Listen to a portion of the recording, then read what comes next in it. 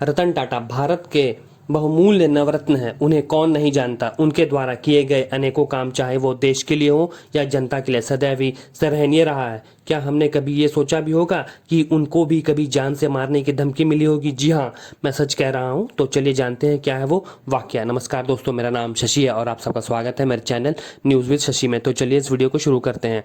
Tata Motors company में जब रतन टाटा को जमशेदपुर के गैंगस्टर ने दी थी जान से मार देने की सुपारी, खुद रतन टाटा ने किया खुलासा। जाने क्या है मामला।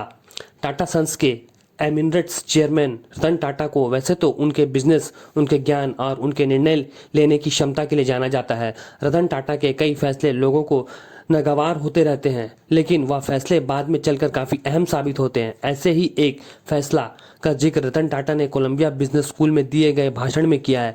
यह खुलासा डीएनए ने अपनी रिपोर्ट में किया था। रिपोर्ट के मुताबिक कारोबारी और टाटा समूह के चेयरमैन रहते हुए रतन टाटा को जमशेदपुर के टाटा मोटर्स प्लांट में काम करने के दौरान ही जान से मारने की धमकी गैंगस्टरों द्वारा दी गई थी। ऐसे ही एक वीडियो कोलंबिया बिजनेस स्कूल की ओर से रतन टाटा के भाषण को लेकर साझा किया गया है, जिसमें उन्होंने जानकारी दी है। आपको बता दें कि रतन टाटा ने टाटा स्टील से ही अपना कैरियर की शुरुआत की थी और वे टाटा स्टील और टाटा मोटर्स में भी जमशेदपुर में ही काम किए। इस दौरान ही ऐसी घटना घटी थी। उन्होंने कहा कि उनको इस तरह के फैसले पर कोई पछतावा नहीं है। अपने स्पीच में रतन टाटा ने खुलासा किया था कि उनका सामना एक खतरनाक गैंगस्टर से भी हुआ था। जब वे टाटा मोटर्स में पदस्थापित थे, उन्होंने कहा कि उनको जान से मारने की सुपारी गैंगस्टर द्वारा दी गई थी। टाटा मोटर्स की यूनियन पर कब्जा जमाने के लिए गैंगस्टर द्वारा हर संभव कोशिश की गई थी। यूनियन का नियंत्रण गैंगस्टर द्वारा अपने हाथों में रखने की कोशिश की जा रही थी। गैंगस्टर के बड़े संख्या में चाहने वाले लोग थे जो हिंसक और डराने वाले थे। लोग सुझाव दे रहे थे कि रतन टाटा गैंगस्टर के डिमांड को मान ले और उसके इस विवाद को बातचीत से रास्ता सुलझा ले। रतन टाटा ने बताया कि उन्होंने ऐसे सुझावों को दरकिनार कर दिया और सामना करने का फैसला लिया। रतन टाटा ने बताया कि उस वक्त पुलिस भी गैंगस्टर के सामने असहाय थी और गैंगस्टर टाटा मोटर्स प्लांट के कामगारों पर हमला कर रहा था। खतरनाक गैंगस्टर ने रतन टाटा को संदेश भेजने के लिए टाटा मोटर्स से कुछ अधिकारियों पर हमला भी करा दिया और चाकू से वार भी कर दिया।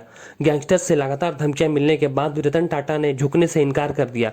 इसके बाद गैंगस्टर ने हड़ताल करा दी और हमले के डर से श्रमिकों ने काम पर जाने से भी इनकार कर दिया। श्रमिकों से बातचीत करने के लिए खुद रतन टाटा मोटर्स प्लांट में रुक रहे थे।